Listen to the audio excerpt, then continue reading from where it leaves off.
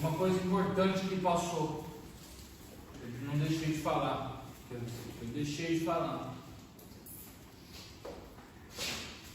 João 14,16, Novo Testamento, Mateus, Marcos, Lucas, João. É o quarto livro do Novo Testamento, amém?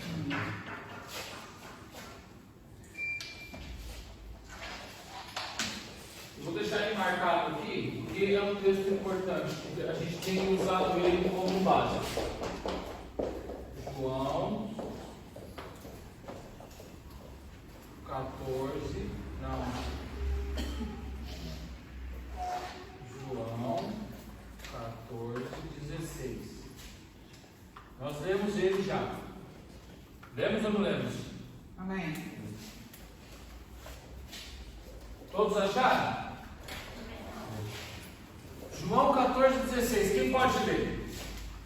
E eu rogarei ao Pai, e Ele vos dará outro Consolador, para que fique convosco para sempre. Amém. Então, nós estamos falando de que Jesus prometeu o Espírito Santo, prometeu o outro Consolador. Amém? O outro Consolador que não estava mais, que estava na terra, sobre as faces da lenda.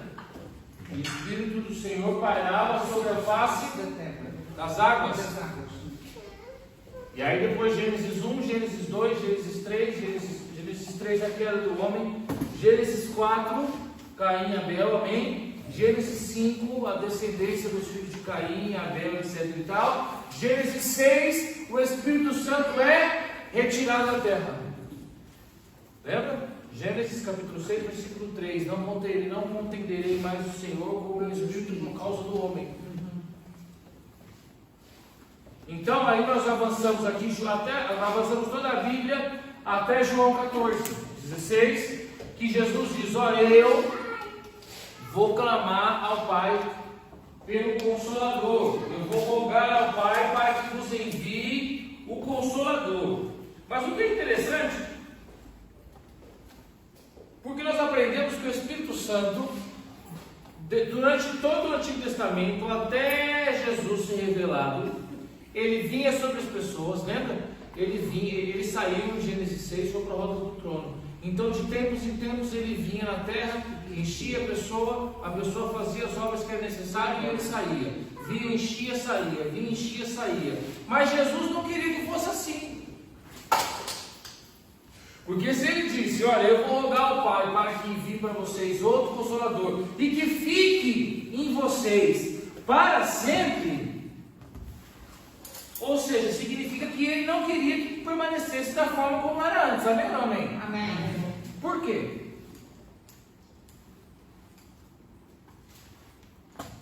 Nós não falamos sobre isso. Pois não. Por que Jesus queria que o Espírito Santo viesse e ficasse? Ao invés de vir, o Espírito Santo podia vir. Vinha aqui sobre a Bia, vinha, fazia aqui, ela ia lá, profetizava, falava em línguas, expulsava os demônios e ele ia embora. E a vida dela continuava a mesma. Amém ou não amém? Porque se ele usou, se o Espírito Santo agiu dessa maneira com Davi, com Moisés, com Abraão, com todos os grandes homens das Escrituras, com Elias, com Eliseu, olha o tamanho desses homens, com Gideão, com Salomão, olha o tamanho desses homens, com Daniel, Isaías, Ezequiel, olha o tamanho desses homens. Por que Jesus quis mudar a maneira? Porque as tribulações seriam maiores? A gente não falou sobre isso. Não. Jesus sabia que o que acontecia no Antigo Testamento, a maneira como acontecia no Antigo Testamento, era o Espírito Santo vinha e ele literalmente possuía de maneira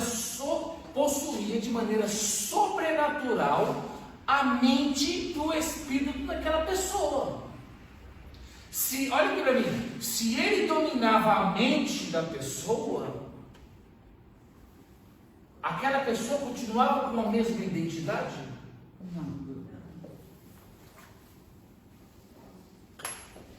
Então, quando ele vinha, sobre alguém, aquela pessoa deixava de ser, entre aspas, um pouco daquilo que ela era. Por quê? Porque ela presenciava uma possessão sobrenatural de algo divino. Então essa possessão sujeitava aquela pessoa ao domínio do Espírito Santo.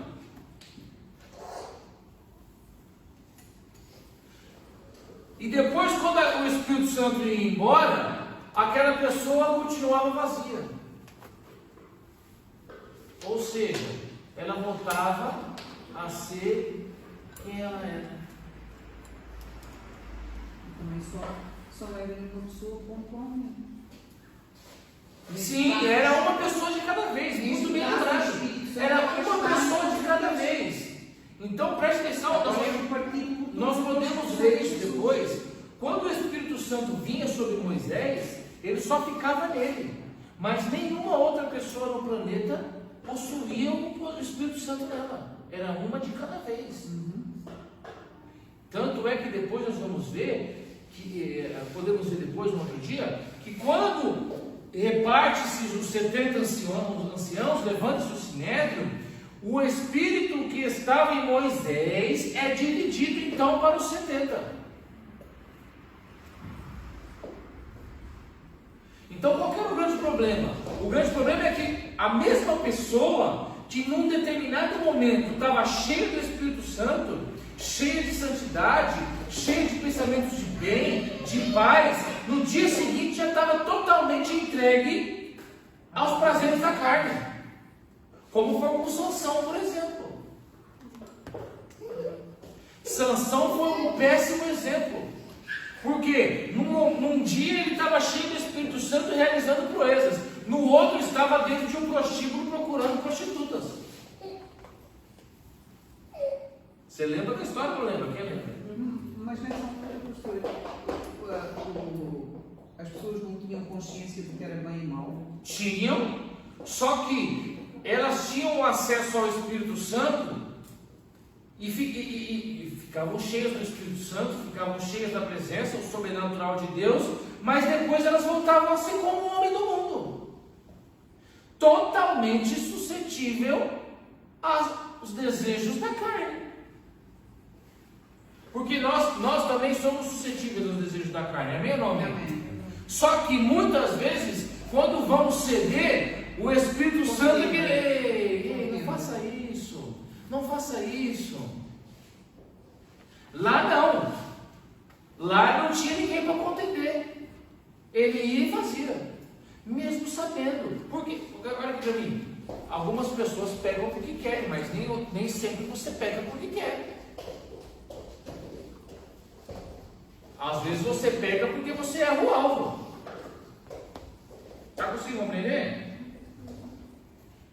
Então essas pessoas elas eram tomadas temporariamente pelo Espírito Santo, tinha a sua mente mudada, tinha as suas atitudes, os seus comportamentos, e depois quando o Espírito Santo saía delas, elas também voltavam para a estaca zero.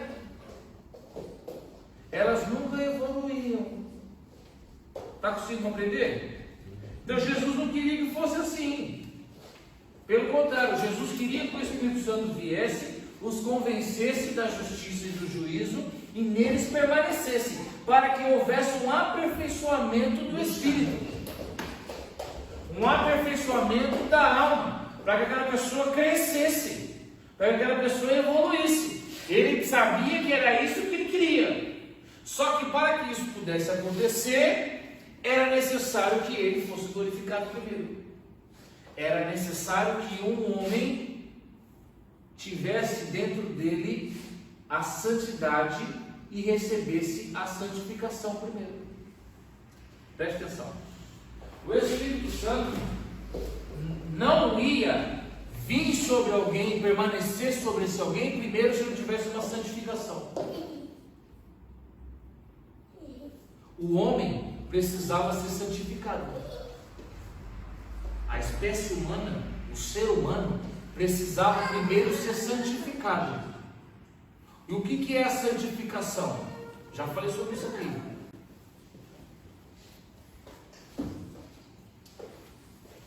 Abre aí João 17.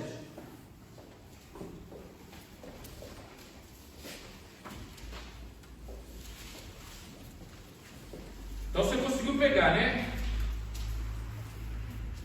Amém. Conseguiu pegar, né?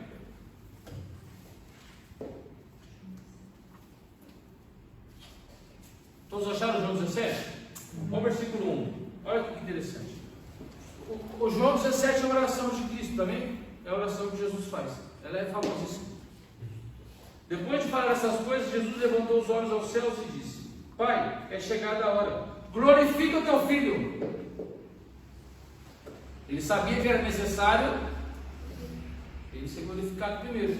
Então ele diz: glorifica o teu filho, para que também, O teu filho glorifica a porque a glorificação de Cristo glorifica o Pai, e o Pai glorifica o Filho. Assim como lhe deste poder sobre toda a carne, para que dê a vida eterna a todos aqueles que lhe deste. E a vida eterna é esta: que conheçam-te a ti e a Jesus Cristo, a quem enviaste como o único Deus verdadeiro.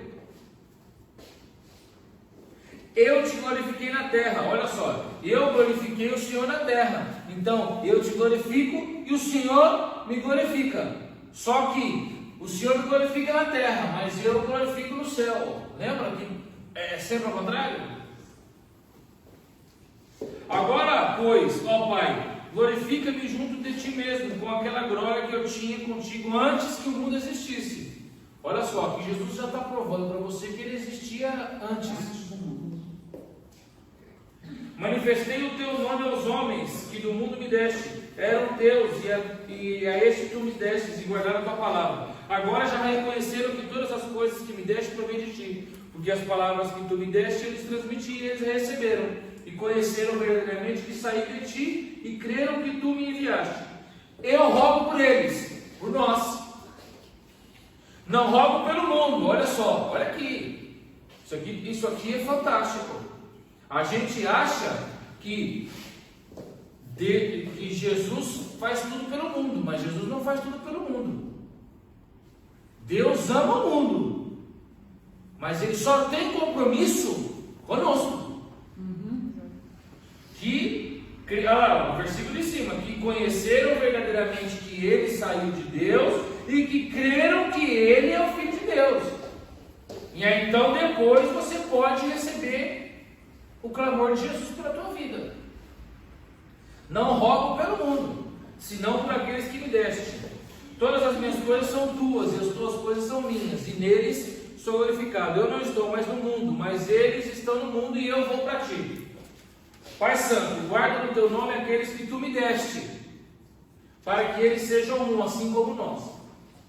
Enquanto eu estava com eles no mundo, eu os guardava no teu nome. Aos que me deste, eu os conservei, e nenhum deles se perdeu, senão o filho da perdição, Judas, para que a Escritura se cumprisse. Ou seja, um tinha que se perder. Tinha que se perder um. Para que as Escrituras se cumprissem, um tinha que se perder. Já falei sobre isso aqui. Satanás queria que fosse Pedro. Só que Jesus rogou por ele. E aí então ele pulou no outro. Caiu. Mas agora eu vou para ti e falo isto no mundo, para que eles tenham o meu gozo completo em si mesmos. Eu lhes dei a tua palavra e o mundo os aborreceu, porque não são do mundo. Nós não somos do mundo. Assim como eu não sou do mundo. Não, olha que interessante. Não rogo que os tires do mundo, mas que os guardes do maligno. Por quê? Por que Jesus disse: eu não tire eles do mundo? Porque Ele tem coisa para nós aqui no mundo. Amém. Só que o maligno nos odeia. É claro. Então o que Ele diz? Olha, deixa eles no mundo aí, fazendo a obra que eu tenho para eles. Mas para que eles consigam fazer, guarda eles do maligno. Amém. Por isso que aquele que tem o Espírito de Deus, o maligno não toca. Amém. Eles não são do mundo, assim como eu não sou do mundo. Santifica-os na tua verdade. A tua palavra. É verdade. Quem é a palavra? Deus. Quem é a palavra? Quem é o verbo? Jesus. Santifica-os na tua. Em mim. santifica eles em mim. Olha a santificação que o homem precisava. Lembra? Acabei de falar agora. O homem precisava primeiro ser santificado, o ser humano, para que o Espírito Santo pudesse vir, fazer templo aqui, fazer morada em nós, ficar conosco para sempre. Nós precisávamos ser santificados. E a santificação é uma... Vamos chegar. Eu já falei isso aqui. A santificação é uma oferta. Para que nós pudéssemos ser santificados e receber o Espírito Santo, era necessário que alguém desse uma oferta por nós. Não sangue de touros, que só encobriam o pecado. Assim como tu me enviaste ao mundo, também eu os enviei ao mundo. Olha aí, Jesus dizendo, você que, eu não sei o que eu estou fazendo aqui, olha lá, Jesus te enviou para o mundo. Olha o verso 19, querido. E por eles eu santifiquei mim mesmo, para que na verdade eles também sejam santificados na verdade.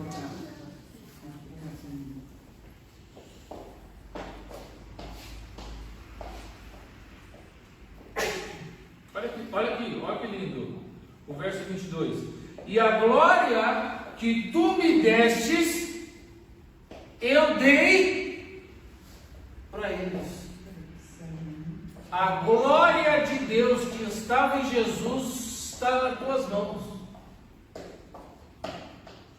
A glória de Deus que estava sobre Cristo, Ele deu para você. Também está sobre você. Para que eles sejam um, assim como nós somos um. Eu neles, tu em mim, para que eles sejam perfeitos Em unidade. Então, quem é perfeito? Cristo. Também. Mas como que nós somos perfeitos? Em Cristo. Todos juntos. A igreja é perfeita. Amém. A esposa de Cristo que é imaculada, perfeita, santa. A igreja, quando somos um, olha aqui. Versículo 22. E a glória que tu me deste, eu lhes dei, para que eles sejam um. Como que eles sejam um? Como corpo, como igreja, como nós somos um. Eu neles e tu em mim, para que eles sejam perfeitos em unidade, para que eles sejam perfeitos como igreja, como esposa, porque a esposa é perfeita, a esposa é santa. A igreja é santa, não essas paredes, não você. A igreja como corpo, a igreja espiritual, ela é santa. A fim que o mundo conheça que tu me enviaste e que tu os tem amado. Olha só, a igreja está aqui para que o mundo saiba que Deus nos ama. E que Deus enviou a Cristo. Olha só por que você está aqui. Assim como me tens amado. E aí depois você lê o resto na tua casa. Está conseguindo compreender? Então, quem foi o primeiro homem que o Espírito Santo desceu e fez morada? Não? Jesus. Então, quando o Espírito Santo veio sobre ele em forma corpórea como pomba, e nele repousou. Então, o Espírito Santo estava ali nele. E aí, ele vai fazer o que agora? Agora ele vai nos santificar, para que nós possamos receber também o Espírito Santo, assim como ele recebeu. Amém? Até aqui? Olha só que forte isso. Então, o Espírito Santo, ele só vem e faz morada com duas condições: santificação. Então, a nossa santificação não somos nós que fazemos. Por quê? O que é uma santificação? Já falei aqui hoje. O que é uma santificação? Uma oferta. É uma oferta. O que é uma oferta de santificação? É aquela oferta que você entrega e deposita no altar como se fosse um cheque. O que é um cheque? Cheque é dinheiro? Não. Não. O que é um cheque? É uma promessa de que tem dinheiro. Essa é a oferta de santificação que Jesus foi por nós. Então ele se santificou, se entregou como oferta. E agora nós podemos receber o Espírito Santo. É por isso que ele está, lembra que eu falei? É por isso que ele está retido no trono. Ele não pode sair de lá. Porque a oferta tem que ficar no trono. Jesus não pode sair do trono. Jesus é vivo, amém? Ele é físico, não tem? Ele tem um corpo, não tem? Ele tem um corpo físico, igual ao nosso, parecido. Então, ele está no céu, lá no trono de Deus. Já expliquei como o trono de Deus é, amém? Ele não pode sair dali. Então, tem um trono, ele senta, então de vez em quando ele levanta, aí ele caminha pelo trono, mas ele só pode ficar ali naquele quadrado, onde tem os 24 anciãos, lembra? Ele só fica ali, porque ele é oferta de santificação, posto depositado em juízo. Então ele fica ali, ele não pode sair dali. Ele está retido ao espaço do trono.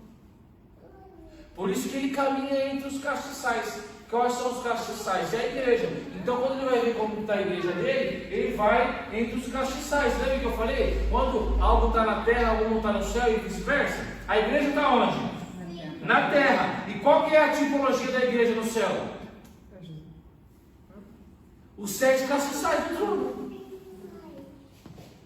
Sempre é uma troca, lembra? Quando a arca da aliança estava na terra, a verdadeira arca estava onde? No céu. No seio do Pai, que é Cristo, que é a presença de Deus. Quando Cristo desceu para a terra, o que aconteceu com a arca? Subiu para o céu. Amém? Então a igreja está na terra. E qual que é a tipologia, a representação dela no céu? Os 7 castiçais. Então quando Jesus quer se aproximar da igreja, ele caminha por meio dos castiçais. Ele caminha pela igreja. Deixa eu ver como está aqui. Eles deram o medo do corpo. Deixa eu ver. Ele vai lá e caminha lá entre ela. É como se ele estivesse aqui. O Espírito Santo está aqui, amém? O Espírito Santo é a representatividade dele na terra. Então ele está retido no trono. A pessoa de Jesus, a pessoa de Cristo, a pessoa do Verbo, está retido no trono. Ele não pode sair de lá. Ah, pastor, prova para mim, prova. Abra sua Bíblia comigo no livro de Atos. Eu já li esse texto aqui, vou ler de novo. Você não lembra mesmo?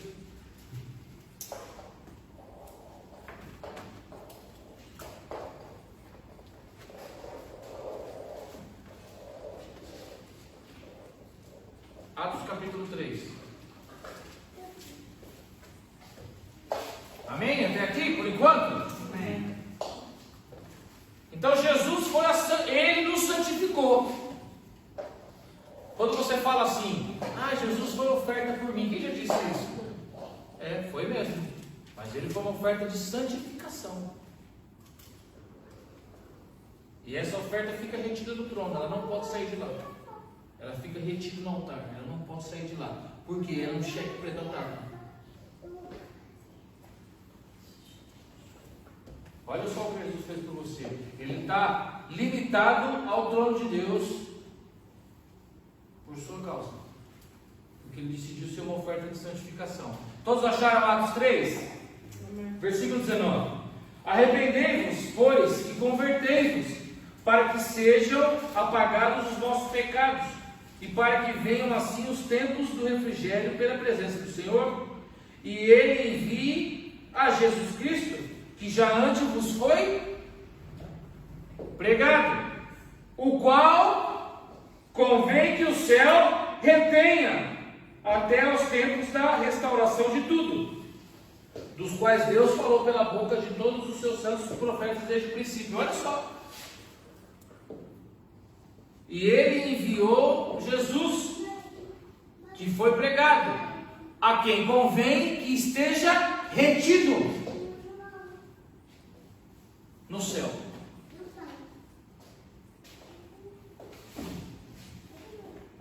Deixa eu ver se aqui tem uma versão diferente.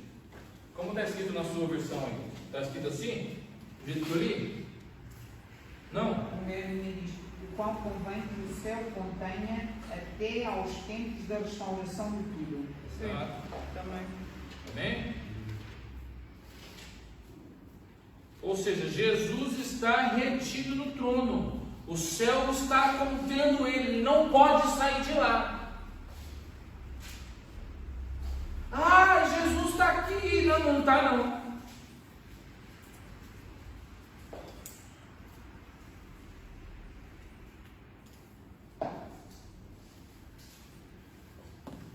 Restauração de todas as coisas, amém?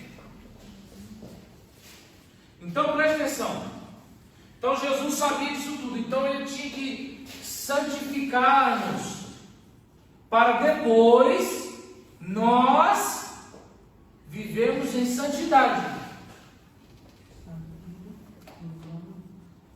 Por isso é que ele não sabe o dia nem a hora, é só quando Não, ele não sabia o dia nem a hora como homem.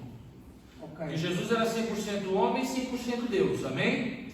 Como homem, ele não sabia. Como homem, ele não sabia muitas coisas. Presta atenção. A gente acha que Jesus sabia de tudo. Não, como homem, ele não sabia muitas coisas. Por exemplo, como homem, ele não sabia nem como ele deveria morrer. Ele não sabia. Por isso que quando ele vai até o monte da transfiguração, Moisés e Elias aparecem para ele para dizer para ele como ele tem que morrer. Porque como homem ele não sabia como ele deveria morrer. Então Jesus como homem não sabia muitas coisas. É por isso que ele orava tanto, para ele poder descobrir as coisas que eram necessárias descobrir, que estava escrito dele no livro. É igual você. Você não sabe muita coisa. É por isso que você tem que orar muito, para você poder saber de Deus aquilo que Ele quer que você faça. É o exemplo que Jesus nos deu. Olha, como homem, eu não sei muitas coisas. É por isso que eu preciso orar muito, porque aí eu preciso receber as instruções do céu. Independentemente do Espírito Santo estar em nós. Independentemente, porque o Espírito Santo estava em Cristo. O Espírito Santo também estava em Jesus. E ele não deixava de orar. Porque, como homem, mesmo o Espírito Santo estando nele, havia uma limitação. Como Deus, ele sabia. Só que ele não se despojou de toda a glória. Sim.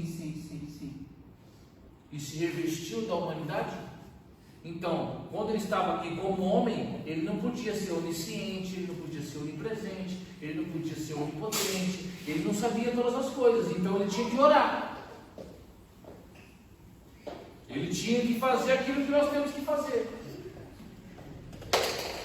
Amém? Por quê? Porque aí, por isso, agora ele pode ser advogado do homem. Porque ele conhece as fraquezas e as dificuldades de ser homem. Então, quando você está aí numa encruzilhada, está na dúvida, não sabe o que faz, ele fala para o pai, ele fala: olha pai, eu sei como é, não é fácil. Você tem que tomar decisões no saber. Ajuda eles, vai. Eu sei como é que é, não é fácil. É difícil, a gente precisa tomar decisões. Olha só, a família de Jesus queria amarrar ele e dar ele como louco. A mãe e os irmãos. Está na Bíblia. Tá. A mãe, Maria, e os irmãos achavam que ele era maluco. E mandaram amarrar ele com cordas e correntes, porque ele era louco. Então ele sabe que você tem um problema na família, ele sabe como é que é. Que família é problemática. Quer dizer, como você tem um problema na família, qual família que não tem problema? Todas elas têm, senão não é uma família, então tudo problemática, cada um tem o seu. Amém ou não amém? Amém. Então aí ele se santificou. Então você agora precisa fazer a tua parte. Qual é a tua parte? Viver em santidade. Porque a parte difícil ele já fez. Ele já te santificou, ele já morreu, ele já estava retido no trono, ele já rogou o Pai e o Espírito Santo já desceu. Agora você é só fazer a parte fácil. Qual é a parte fácil? Viver em santidade. Quando você não vive em santidade, você é ingrato. Porque ele diz, olha só tudo que eu fiz, e você só precisa afastar da imagem do mal, da aparência, você só precisa fazer isso. Você não faz? Porque eu sabia que antigamente não era assim. Antigamente os homens recebiam o Espírito Santo, ele ia embora, depois eles voltavam a ser o mesmo tipo de gente que eles eram. Está conseguindo pegar? Então, Sansão recebeu o Espírito Santo de Deus, virava um santo. É igual aquele que vem aqui na igreja vira santo. Mas aí quando o Espírito Santo ia embora, é aquele crente que vai embora na segunda-feira e vai lá para o trabalho, xinga o chefe, xinga o parente, xinga todo mundo, xinga no trânsito. Ou seja, acontecia era assim, o pessoal recebia o Espírito Santo, quando ele ia embora, voltava a ser um homem mau, péssimo, xingava, brigava com todo mundo, e não sei o que, e tinha várias mulheres, e queria repudiar a mulher. Ou seja, Jesus falou assim, não, eu não quero que seja assim. Eu quero que o meu Espírito esteja neles sempre, e eles evoluam sempre, porque agora o meu Espírito vai ajudá-los a crescer, e tentar ser como eu. Então a santidade é nossa obrigação, e é a parte mais fácil, porque a parte difícil Jesus já fez. Amém? Amém? Falando em 7 espíritos,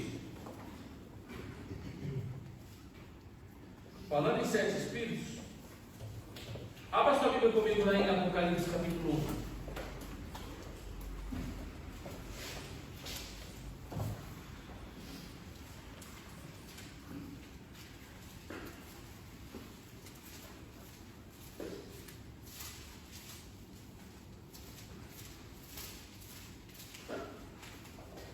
Porque antigamente o Espírito Santo enchia, mas não batizava. O Espírito Santo enchia, mas não batizava. O Espírito Santo vinha, mas não ficava.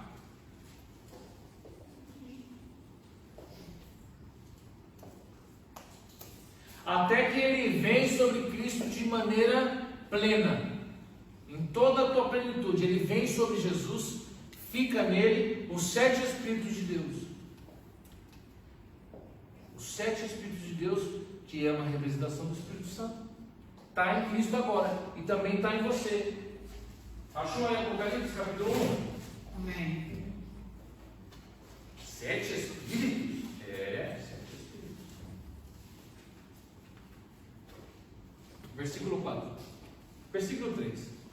Bem-aventurado aquele que lê e os que ouvem as palavras dessa profecia e guardam as coisas que nela estão escritas, porque o tempo está próximo.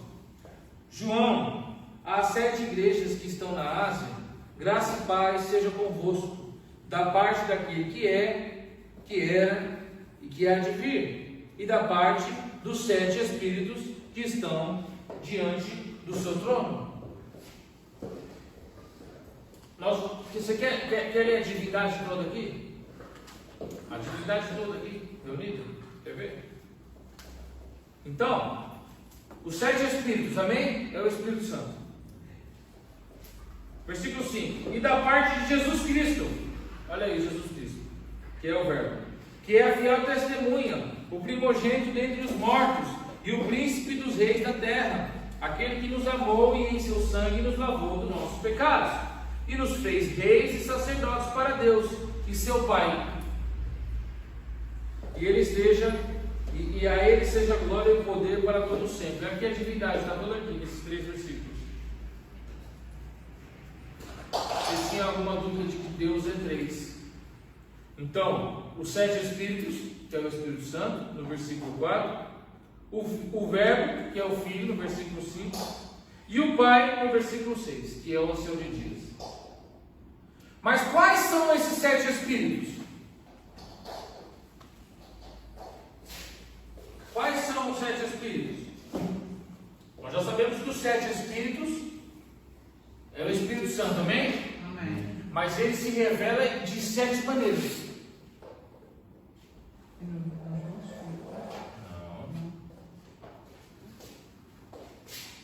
Abre aí, Isaías capítulo 11. Tinha uma profecia que sobre o Messias estaria os 7 Espíritos de Deus. Isaías 11.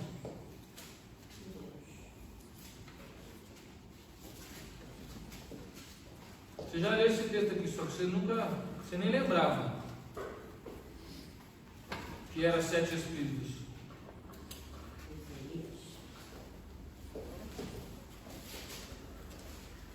O Espírito Santo se manifesta de 7 formas diferentes.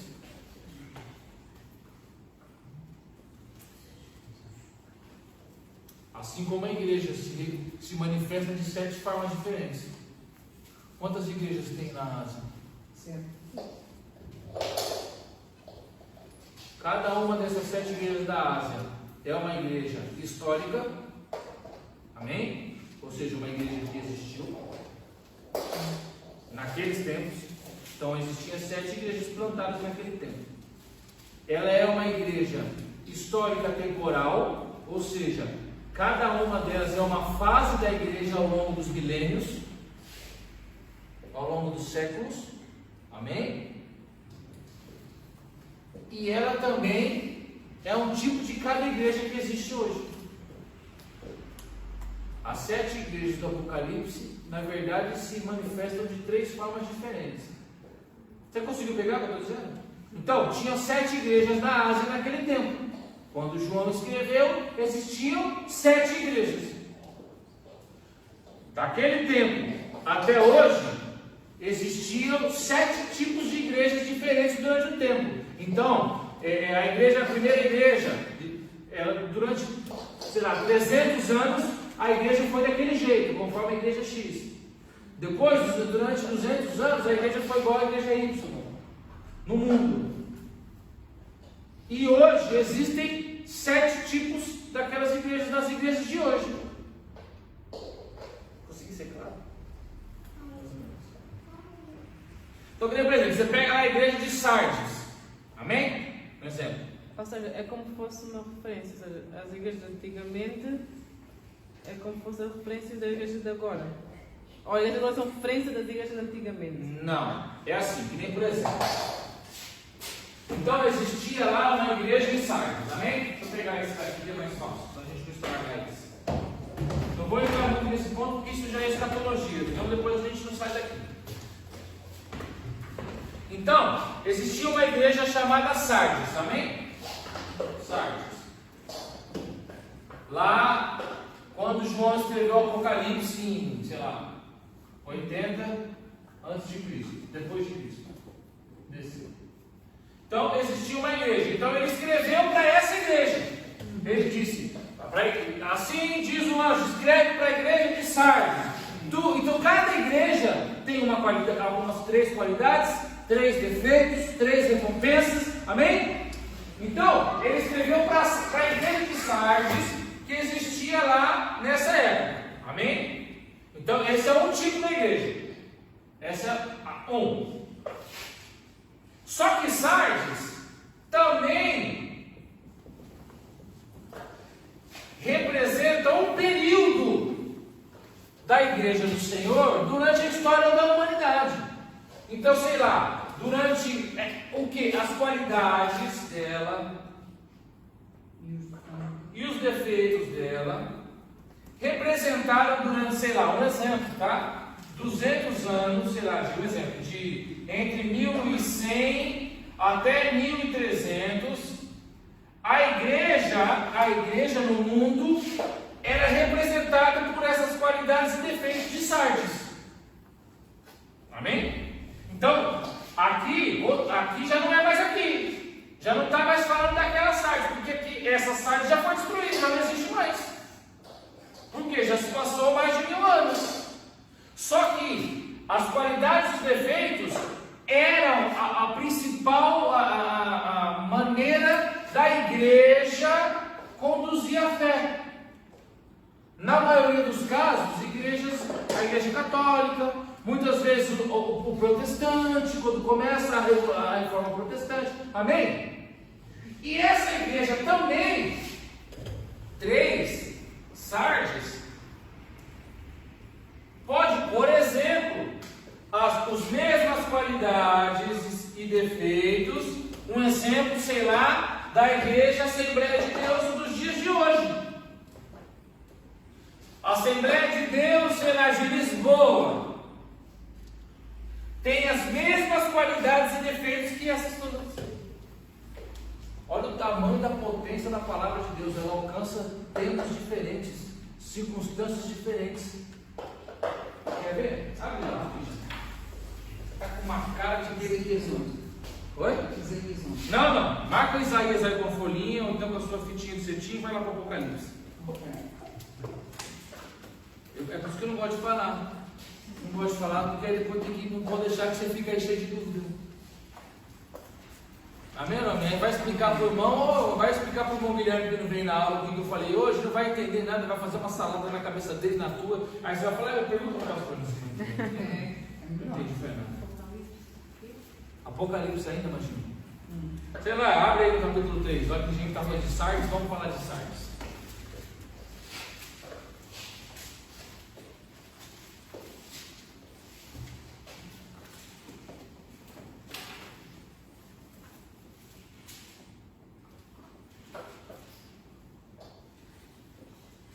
Quando a gente for falar sobre escatologia, tem os desenhos. Tem os desenhos, com as qualidades de cada uma separadinho de um lado, os defeitos de cada uma do lado, o galardão que cada uma vai receber de um lado, e aí o tempo que ela é histórico e temporal é muito legal. Vamos falar de Sardes.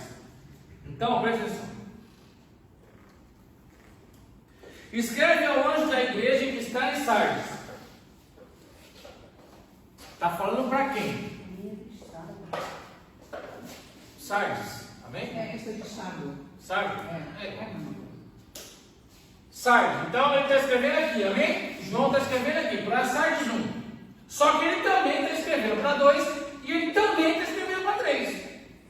Só que, literalmente aqui, o texto, a carta, é para essa, que existia naquela época. Uma igreja em Sardes. Você ia lá, tinha uma parede, tinham pessoas, tinha louvor, era a igreja de Sardes. Amém? Aquele que tem, olha quem está aqui de novo. Os 7 Espíritos de Deus, Espírito Santo. E as 7 estrelas. Diz a eles estas coisas: conheço as tuas obras, vives somente no teu nome, mas na realidade está morto. Seja vigilante, reanima e confirma o que ainda lhe resta, mas que está para morrer, porque não tenho achado as tuas obras perfeitas diante de Deus. Lembra-te daquilo que recebeste e ouviste, pratica-o e arrepende-te, pois não te mantiveres vigilante. Virei como um ladrão sem que saibas a hora que será surpreendido. Então, presta atenção. Isso que ele está dizendo é para essa igrejinha de paredinha que tinha lá em Sardes. Só que também é uma referência para a igreja da época da Reforma Protestante.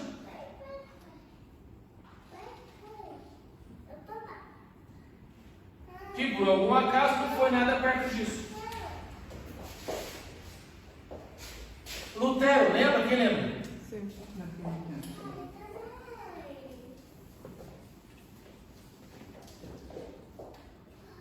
Nessa época, vamos colocar aqui números aqui hipotéticos, sei lá, 1400. Deixa eu acabei de passar o negócio ali para puxar. 1400 até, sei lá, 1600. Então, não apareceu nada, né?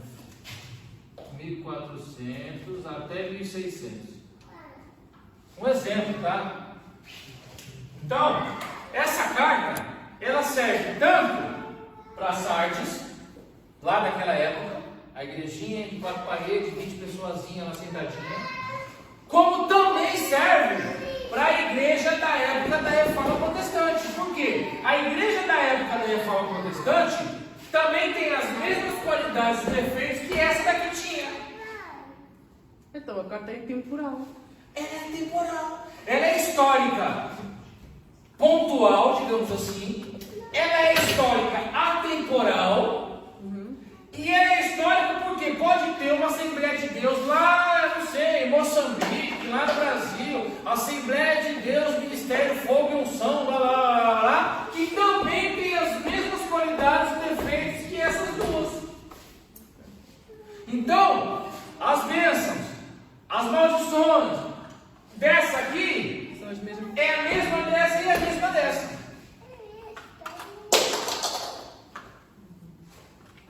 Então o que nós temos que fazer? Se você for pegar Filadélfia, todo mundo quer ser Filadélfia, amém? Porque a igreja de Filadélfia é a única das 7 que salva. Todo mundo quer ser Filadélfia, mas a Filadélfia era uma igreja que existia naquela época, é a igreja da graça e é a igreja lá, sei lá, mirando no corpo, ministério, Assembleia de Deus, núcleo, blá blá blá.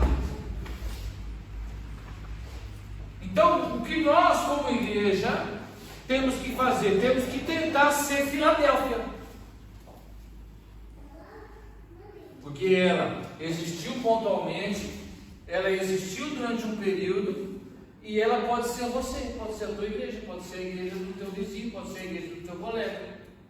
Porque possui as mesmas qualidades ou defeitos. É assim que se estuda Apocalipse, só para você ter uma noção.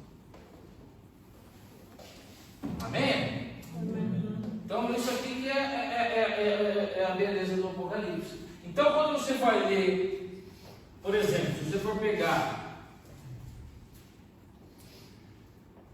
Tiatira. Então Tiatira é a igreja da Idade Média, entre 1200 e 1500, 1400. É aquela que queimou as bruxas. É aquela das cruzadas. Está conseguindo pegar? Mas também pode ser a da Lausanne.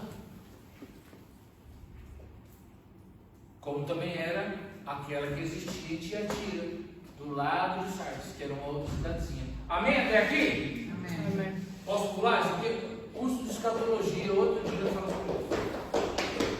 Quando eu for falar sobre isso aqui, você sei que eu só falo sobre escatologia se você tiver 2 anos para me dar. Claro que sim. Só se Jesus vier antes, já não podemos cumprir essa promessa. Fala para o pastor Vitor, fala para o pastor, olha, queria muito ensinar escatologia para o pessoal, mas começa aqui no mínimo 2 anos. Vocês saírem, ó, fera da escatologia. Porque escatologia, esse tipo de coisa aí. A gente ia vir aqui e estudar isso aqui 3 vezes aqui, só falando disso. Mas é um tempão só isso. Mais um tempão só isso. E aí vai embora. Tem que ficar 6 meses em Daniel antes de começar. Enfim, amém? Amém. Onde eu estava? Isaías. Isaías 11.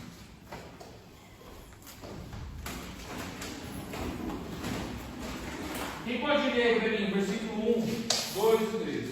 Enquanto eu ligo esse negócio.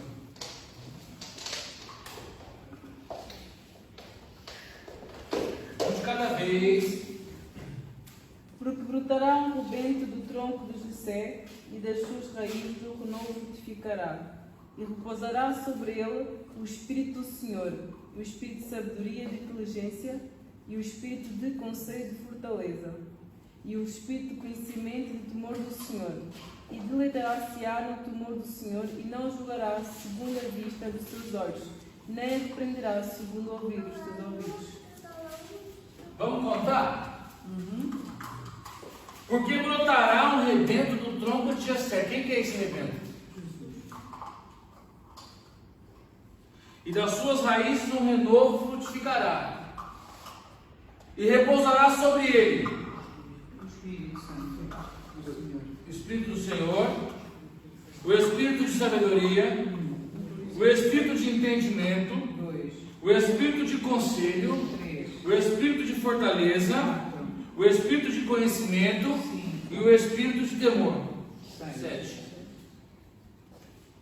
Esse é o Espírito Santo nas suas manifestações. O Espírito Santo é o Espírito do Senhor, mas também é o Espírito de sabedoria, mas também é o Espírito de entendimento, mas também é o Espírito de conselho, também é o Espírito de fortaleza, também é o Espírito de conhecimento e também é o Espírito de temor. Foi esse que Jesus escolheu para usar. Sobre todos esses aqui, o que Jesus escolheu usar foi temer a Deus. Quer provar? Prova para mim que Jesus escolheu esse. Versículo 3. 3. Não precisa. E deleitar-se-á em quem? E não julgará segundo a vista dos seus olhos, nem repreenderá segundo o ouvido dos seus ouvidos, mas julgará com justiça aos pobres, e repreenderá com equidade aos mansos da terra, e ferirá a terra com a vara de sua boca, e com o sopro dos seus lábios matará. Você puxa uma festinha assim e coloca antes de Cristo. Voltando de novo para a escatologia. Quem ele vai matar com o sopro da tua boca? O anticristo.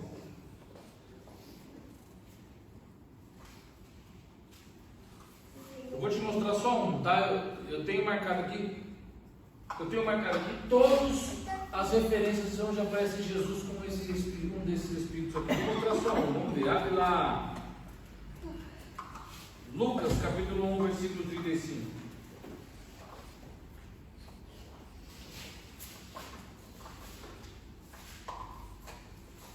Nem falei sobre o dom.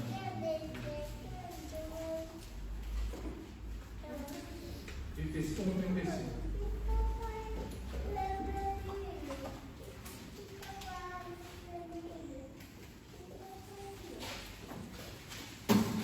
O primeiro espírito que desceu sobre Cristo foi esse aí. Foi o primeiro.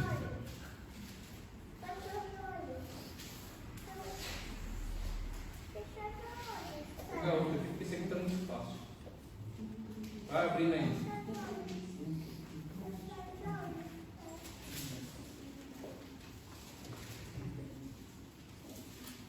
Quem achar pode ler.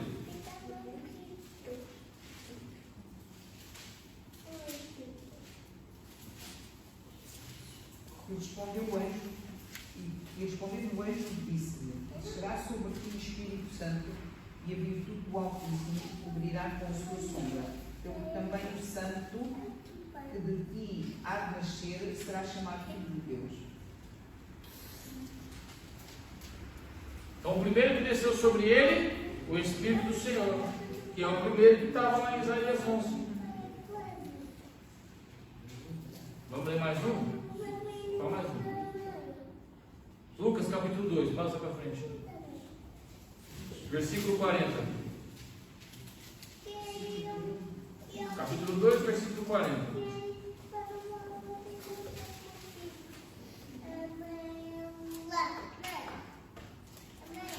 E o menino crescia e se fortalecia em espírito, cheio de sabedoria, e a graça de Deus estava sobre ele. O espírito de sabedoria.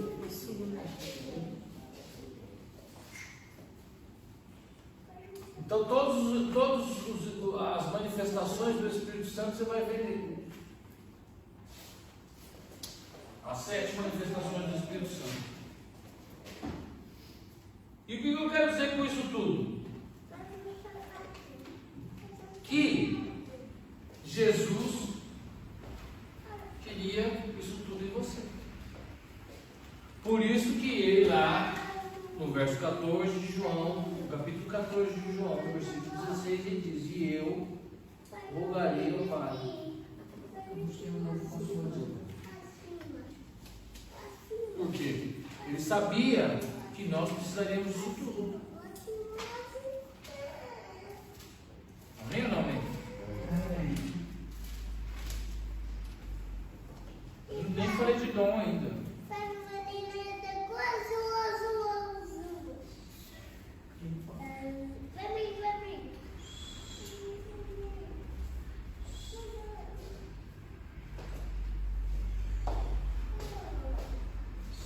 Amém? Que oração? Tem tempo. Passada a régua nos 7 Espíritos de Deus, precisava falar sobre isso.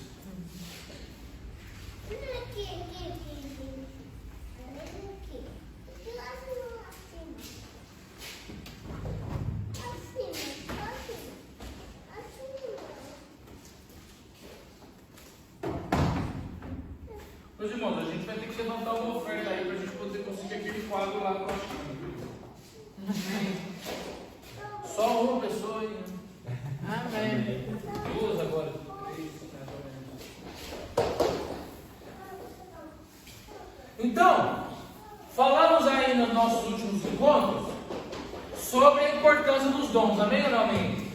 Falamos um pouquinho sobre os dons naturais, que são o quê? Que são aqueles dons que são entregues a todos. Citamos até alguns exemplos.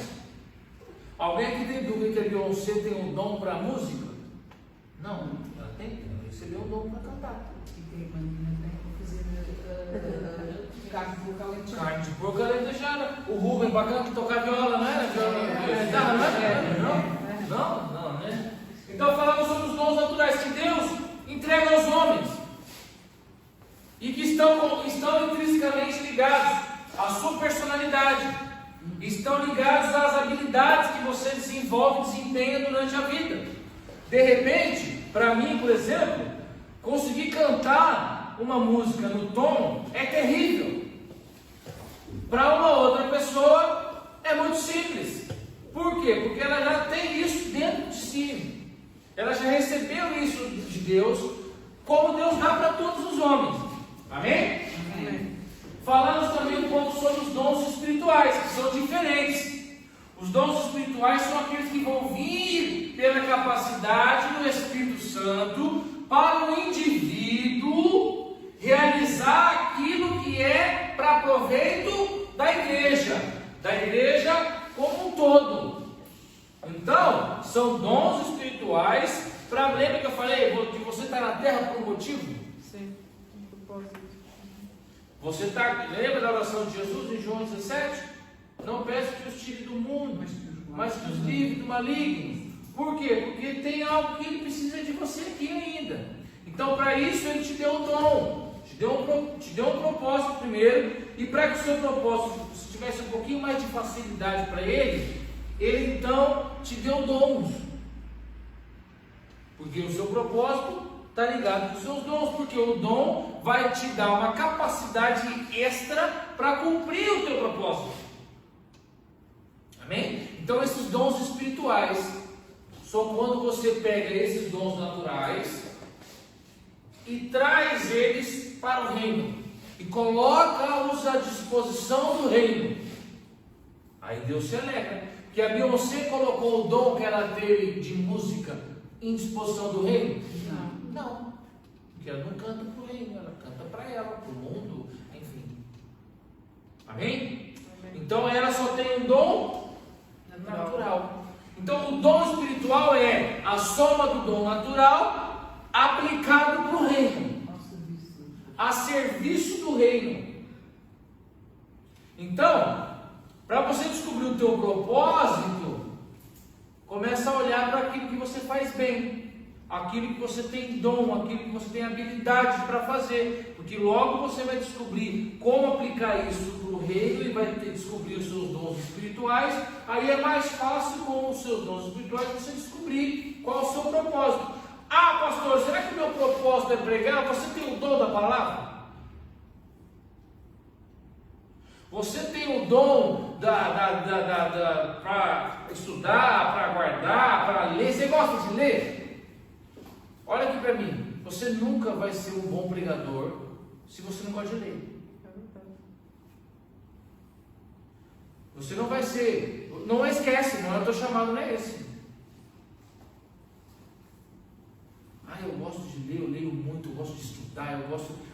Talvez, pode ser que sim, pode ser que não. Mas para determinados propósitos é necessário determinados dons naturais e é necessário determinados dons espirituais. Que aí depois vai ser entregue os dons ministeriais. Está lá em Efésios capítulo 4, a partir do versículo 11, não é que ele está ali. É a partir do versículo 11, para uns deu pastores, mestres, profetas, evangelistas e doutores para profetizar. Aí já são os dons ministeriais. Amém? Amém. Falamos bastante sobre os dons naturais e demos uma explanada nos demais. Então, os dons ministeriais são aqueles que são oferecidos à igreja.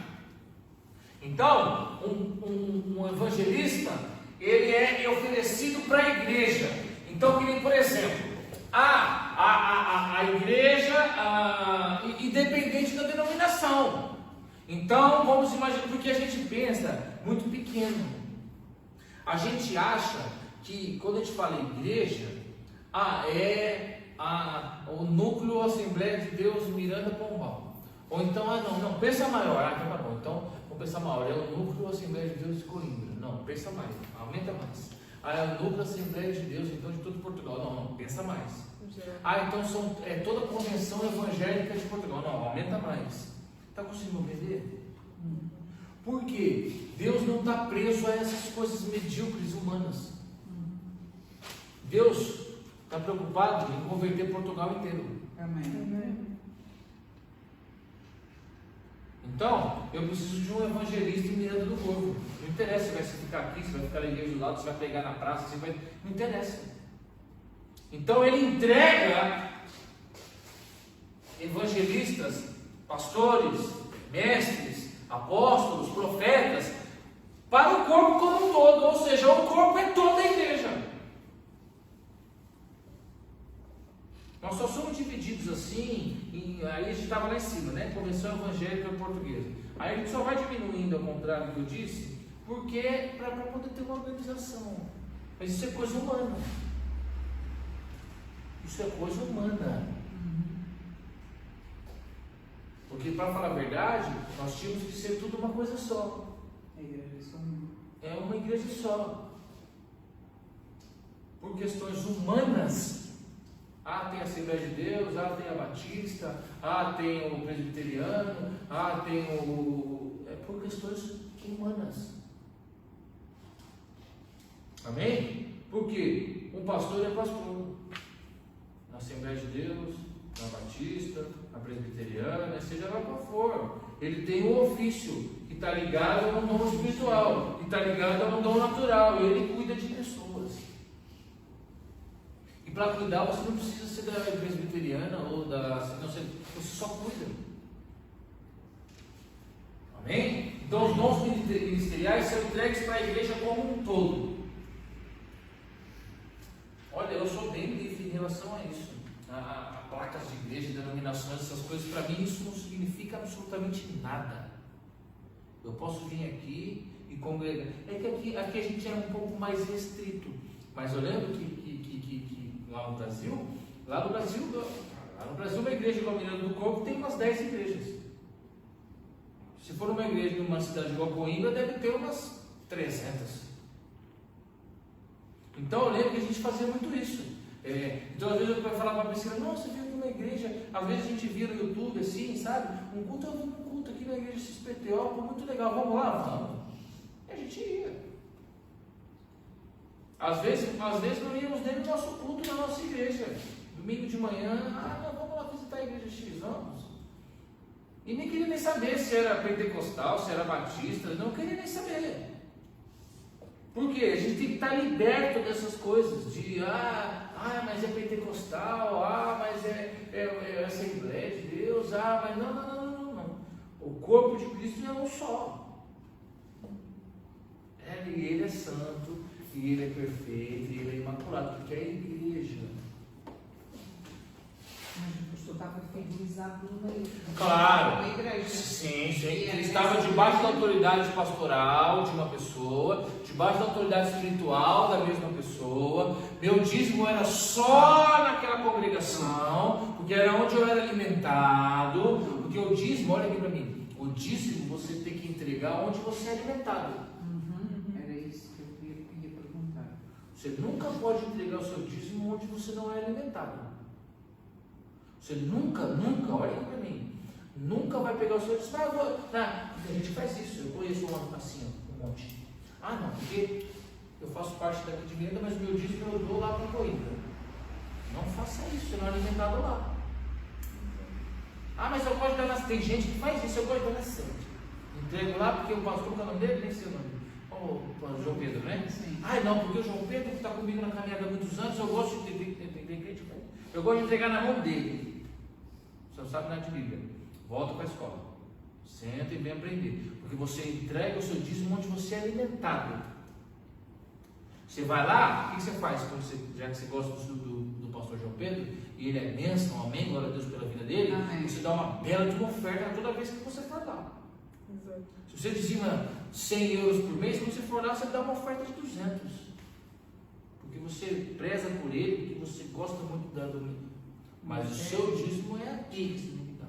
Porque é aqui que você é alimentado, é aqui que você chora, é aqui que você vem, aqui quando você está triste, são esses irmãos aqui que oram por você. Amém. Glória a Deus. É o pastor Vitor que zela pela tua alma, que ele que vai dar conta da tua alma, sabia disso? É. Quando o pastor Vitor chegar lá no céu, vai ter uma lista enorme assim, com o teu nome, o meu, e Jesus vai falar, bom, vamos lá, agora você senta aí que você vai começar a prestar conta das ovelhas que eu te dei, vamos lá. Pois. É verdade. Essa aqui, amém, vamos ver se você alimentou elas direito. Vamos ver se você deu alimento para elas. Opa, escola bíblica, muito bom, parabéns. Galardão para o pastor Vitor. É assim, está escrito na Bíblia. Orai e rogai pelos vossos pastores, que hão de zelar e dar conta pelas vossas almas. É verdade, está escrito. Esse aqui, Manuelzinho desviou. O que aconteceu? O que aconteceu com o Manuelzinho? Por que você não cuidou tão? Por que o Manuelzinho foi para o mundo? Ele vai ter que dar conta. Pensa que é fácil ser pastor de igreja? É. Fora. Tem que ficar dando conta depois de ovelha que foge, dá cabeçada. Elas dá cabeçada, a ovelha faz assim. Já viu? Quem cuida de ovelha sabe, elas dão cabeçada em você. No pastor. O pastor vai lá salvar ela, porque ela vai cair no buraco e ela dá cabeçada nele. E fala, a ovelha faz isso. Caça de ovelha. E aquela que vira boda? Oi? E aquela que vira boda? Você aquele vídeo da ovelha que pula no buraco, vocês já viram? Já viram aquele vídeo da ovelha que pula no buraco? Nunca viram? Vou postar no nosso grupo. A ovelhinha vem pulando assim e cai no buraco. Aí o pastor vai lá, puxa ela e vai, não sai. Aí puxa, aí solta ela do buraco, aí solta ela, E ela vai cai no buraco de novo. Aí vai lá o pastor de novo. Pensa que é fácil a vida do pastor Vitor. Não é fácil. Amém ou não amém? Amém. Então, por que eu estava falando isso? Dos dons ministeriais que é dado para o corpo. Então a gente fazia muito isso. A gente saía, ia lá na igreja e tal, não sei o quê. E era muito bom, era muito besta por causa disso. Porque você sempre tinha um culto para ir. Qualquer dia, qualquer hora, sempre tinha um cultinho isso aí. A gente ia naquelas que tinha. Eu gostava muito assim de louvor, sabe? Então tinha aquelas bandas assim, sabe? Nossa, top, os sons parecia que estavam no show. Era magnífico. Então, essa igreja, essa igreja tem que viver. Sem problema, sem medo de ser feliz. Avisa o pastor, é claro, né? Fala, pastor, hoje eu vou visitar lá o fulano de tal, assim, tal. Importante. Eu ia pregar fora, em várias outras igrejas, avisava sempre, vou pregar lá tal dia, tal horário, tal. Amém, vai debaixo da Bíblia. Mas, rodar por aí, por quê? Isso é o reino. Isso é você viver o reino. Faça isso para vocês verem se vocês vão gostar. E eu tinha o meu pastor, o pastor Vando, Deus abençoe ele. Amém. Pastor Vando, ele era top, porque ele falava assim: filho, você quer visitar a igreja? Vai. Se gostar, fica lá. Vai. Visita outra igreja, vai. Se você gostar, fica. Porque eu quero que você fique onde você esteja bem. Amém. Se você está bem aqui, fica aqui. Se você não quer ficar aqui, quer ficar lá, vai. Visão de reino. Visão de reino. Ele veio aqui em Portimão. Tem igreja nossa lá. E eu fui lá. Primeira coisa que ele perguntou para mim, a gente chegou lá e tal. A primeira coisa que ele perguntou para mim: então, filho, como que está lá? Aqui, no carro. Como que está lá? Tá bem, graças a Deus, tá bem. E o pastor lá? Está cuidando de vocês? Porque ele cuidava da gente. Isso é visão de reino. A gente fica muito preso a coisinhas assim.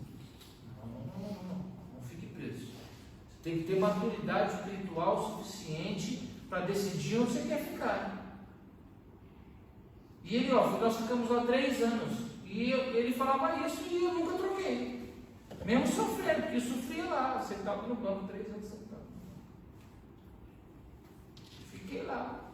Porque eu sabia que era ali que eu tinha que estar. Amém? Amém. E hoje estou aqui. Glória a Deus. Olha aí, só a irmã, eu vou te falar. Vocês são bênçãos. Eu disse em pensamento, foi em Pode bater o pé, É né? da chuva, pastor. É, né? É da chuva. É a chuva, né? É. Vamos correr. Então, falamos sobre os dons naturais. Nossa, eu só estou fazendo a recapitulação da última aula. Falamos também uma coisa importante, que o fato de ser dom natural não significa que Deus não pode usá-los. Então, às vezes, você está lá e não sei o que, e está precisando de uma palavra, está lá o seu vizinho lá, que nem crente é, bom, Deus usa ele e te dá uma palavra, e você fala, é verdade, poxa, é Deus, É. Deus. É. É comum isso.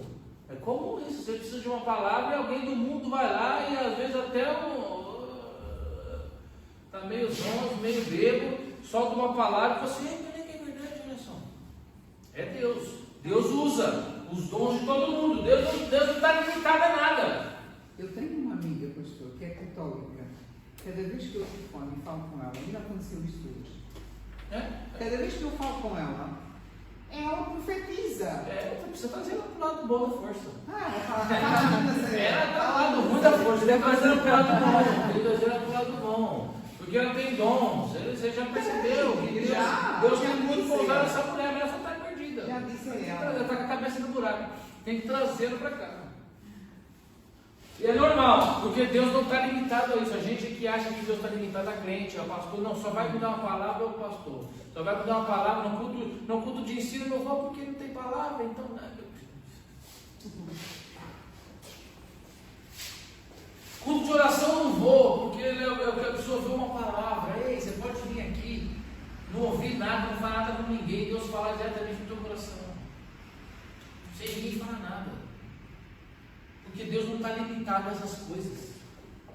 Você pode vir aqui, olha aqui, você pode vir aqui esperando uma palavra, ou cantar louvores, ouvir a pregação, entregar a oferta, e aí quando você virar a esquina ali, encontra com um colega, o colega vem e te dá a palavra que você precisava. Exatamente. Você só precisava ouvir. Deus não está limitado a isso. Amém? Então ele distribui dons para todos e usa quando quer. Amém? É claro que as pessoas, quando transformam esses dons em dons espirituais, têm um poder de alcance maior, muito maior. É igual uma faca. Pensa numa espada. Uma espada que não esteja molada, cega. Ela fura? Não. Fura. Mas uma molada fura? Uma espada afiada, ela fura? Fura muito mais. Pois é. Uma faca quando está ruim, não tá, ela corta. Ela corta, mas uma molada corta muito mais. Então, o dom natural é uma faca desamolada. Ela até corta. Mas o dom espiritual é uma Desembainha. onde ela passa, é igual você com dons espirituais, você viver uma vida em santidade, onde você passa, você muda histórias. Amém. Porque você está ciente, sabendo daquilo que você faz, daquilo que você vive, e onde Deus te coloca. Amém. Elas vêm até você, elas descobrem que você é crente. No início, de repente, elas até desdenham de você, mas depois é natural. Elas vêm atraídas para vocês, igual as moscas, igual as borboletas, mariposas para uso. Elas vêm até você, é instintivo. Aí você tem que estar preparado para. Mas se você não está preparado, ela vem e daqui a pouco ela não volta mais. Porque ela não vai encontrar em você aquilo que ela precisava. Por isso que nós temos que estar sempre prontos e preparados e com uma palavra para dar para alguém. Amém. É por isso que você tem que se capacitar. Você nunca sabe que tipo de palavra que vai vir. Ah, pastor, é por isso que eu oro aqui, eu acho terrível isso. Não, tem pastores, os pastores são assim. Eu sou pastor de casamento. Eu só prego sobre casamento. Não deixa eu pregar sobre nada. Então quer dizer que se alguém precisar de libertação, você já também vai pagar comigo. Comigo não morreu, meu negócio é casamento. Ah não, meu negócio é libertação. Falar de casamento não é comigo. Você tem que estar sempre pronto para dar uma palavra, porque você nunca sabe que tipo de borboleta, de mariposa que vai vir até você, que é luz.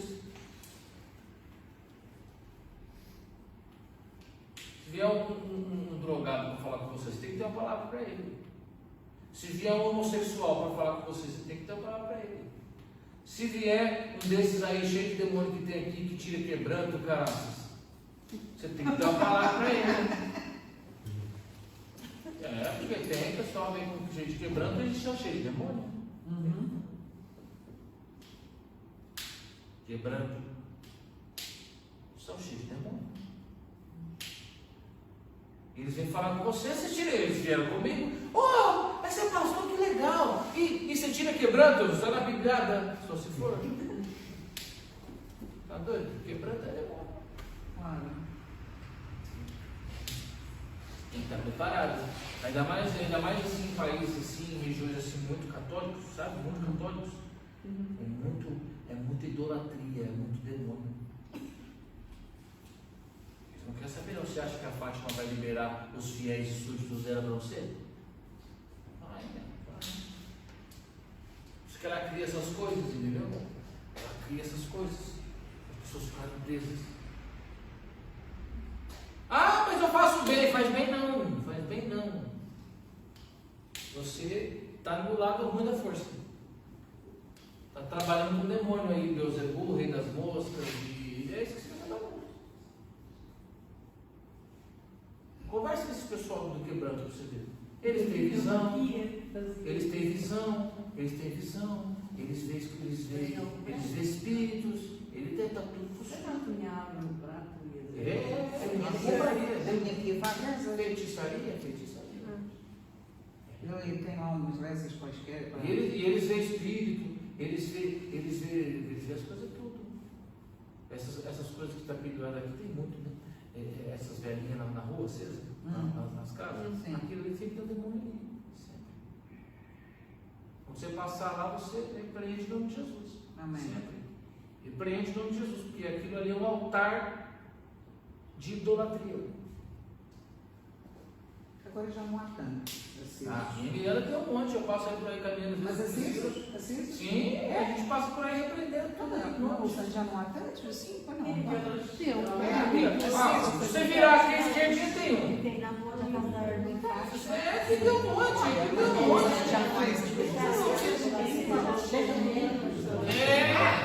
Olha aqui, deixa eu te falar. Você não sabe. Já que a gente vai falar sobre isso, deixa eu te Eu na parede da minha mãe, antigamente, há muitos anos esta parte. Quando aquilo estava aceso, eu chegava lá. Pagar para aquilo. Amém. Tinha um amigo meu que tinha sua oferenda. Mas aquilo é elas para os santos, para usar. Os demônios? Está com os demónios. É demônio. Quais são? Santos. Santo Deus. Tinha um amigo meu que tinha essa oferenda na rua e às vezes eles colocam. Porque o demônio perde certas coisas, cada demônio perde uma coisa. Então tem um demônio, por exemplo, o demônio lá, o Zé Pilintra. Ele pede sempre cachaça, aguardente. E aí ele pede charuto. Eu sei porque eu estudei isso na faculdade de teologia. Então ele pede sempre aguardente, presta atenção. Ele pede um prato de cereais. Sim, é a oferenda que ele pede. Então, esses adeptos dessas religiões afrodescendentes, essas bruxarias, voodoo, essas coisas, então eles têm um demônio guia, que eles dizem que é o santo deles. Então tem um demônio guia. Então esse demônio é diferente do teu. Eu tenho um, você tem outro. O meu pede aguardente, e cada um é semelhante. Um pede aguardente, porque. Gente, isso é Bíblia. A aguardente é a libação. A aguardente é a libação, é o líquido da oferta. E ele pede a oblação, que é o sólido. Então, às vezes ele pede carne, ou às vezes ele pede cereal. Gente, Levítico capítulo 1, Levítico capítulo 2, Levítico capítulo 3. Então ele pede. Mas tu tem que ensinar sobre isso também. Ele pede o aguardente, uns pedem vinho, outros pedem uísque, outros pedem, enfim, vários tipos de bebidas. Mas tem um que só pede aguardente. Esse é o Zé Pilintra. O nome dele é Zé Pilintra. É o cachaceiro. É o cachaceiro. Então ele pede como oferenda aguardente, sempre aguardente. Ele pede frango, sempre carne de frango. E ele pede arroz. E aí você coloca o líquido da oferta, que é a libação, no caso aguardente. Você coloca o sólido da carne, o sólido da oferta, no caso que é uma oferta de holocausto, que é a carne. Ele pede o frango. E ele pede a oferta de cereal, que é Levítico capítulo 2, ele pede o arroz. Então eles colocam lá numa bacia, numa encruzilhada. Eu quero que meu chefe morra. Aí ele coloca lá e aí esse espírito fala para ele: então você vai fazer uma oferta para mim, você vai deixar lá na encruzilhada XPTO. Eu quero frango, quero isso. E eles colocam também dinheiro. E eles colocavam moeda. E vocês já ouviram a expressão chuta que é macumba? Já ouviram essa expressão? Chuta que é macumba? Que acontecia muito isso em Angola. Não foi isso. Aí eles colocavam lá aquela oferenda, flores, colocavam flores e tal. E as moeditas lá. Esse meu amigo, ele passava ali e roubava as moedas tudo. Eu tinha comido os doces. Tinha que comer os frangos. Depende do demônio. Tem demônio que pede filho. Posso contar?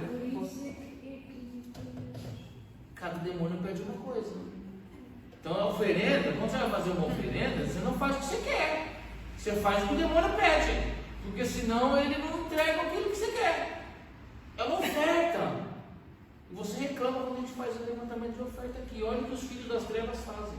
Eu posso contar uma coisa, professor? E aí, olha aqui. Mas eu sofri. Não teve um cara super famoso no Brasil uns tempos atrás, que ele era tipo adepto da tal da Iemanjá? Sim. Um cara famoso da Globo, eu acho. A Iemanjá é outro Ele demônio. enterrou um Bentley. Isso. O Bentley. Um Bentley. No mar. Ele Fez uma oferenda para Iemanjá. Iemanjá é o demônio das águas. O cara é milionário. É a rainha das águas. É um demônio das águas do mar. E ele, como ele era devoto dela, ele pegou o Bentley que ela mandou e ele enterrou na chuva das águas. Lindo do que Mas isso daí é só para quem é comigo não pega. Você sabia que esse diabo te rouba a adoração? Como, pastor? Satanás te rouba a adoração. Quem sabia? Não. Você não leu meu livro, As 4 Torres, porque lá eu falo sobre isso. O diabo te rouba a adoração. Ele te rouba de você crente. Olha aqui. Quando você... Só o Espírito Santo é que precisa que você o adore em verdade. Só o Espírito Santo que precisa que você o adore porque você quer. O diabo não. O diabo, ele te rouba. Então, quando que é que ele te rouba? Quando você... O que é adoração? Adoração é prostrar-se. Então, toda vez que você se prostra diante de algo, você o adora. Quando você passa debaixo de algum altar de adoração, se tiver um demônio ali, ele te roubou a adoração. Você nem viu. Você passou por debaixo dele. Quando você passa nessas velhinhas e tal, não sei o que, e você passa por debaixo dela, o Satanás te rouba a adoração. Vamos começar a atravessar a rua, gente. É por isso que que foi o que eu falei aqui, a gente caminha por aí por milhadeiro, piscina. Vamos caminhar, vamos. Aí a gente vai caminhar, a gente começa a passar por essas velhinhas aí, tá amarrado no nome de Jesus. Está repreendido em nome de Jesus. De mim não rouba a adoração. Se você me vê por aí repreendendo as coisas, vai pensar que eu sou maluco, mas de mim não rouba. Posso contar uma coisa para você? Lê o seu signo lá. Ai, Sim. adoro o meu signo. Não. Adoro o horóscopo, tá, ascendente, não sei da quanto, não sei o que e tal, do touro, do leão e tal. Tá te roubando a adoração. Quer ver outra coisa que te rouba a adoração? Filtro de sonhos, quem já viu? Filtros de? Filtro dos sonhos. Aquela bolinha cheia de coisa aqui, rouba a adoração. Passa por cima e eles ficam pendurados na porta da casa. E tem umas peninhas, isso é bruxaria. Passou por debaixo dele e te roubou a adoração. Fica beira das praias. Fica penduradinho. Aquelas bolinhas, tem umas peninhas, uns negocinhos. Passou por debaixo dele e te roubou a adoração, você nem viu. E há pessoas que têm muito isso em casa. Até crente tem. Não tem nada a ver. Eu, quando era adolescente, Até crente tem. Nossa, eu achava tão lindo. Joga fora, taca fogo. Amém. tinha brinco aqui. Olha. Fala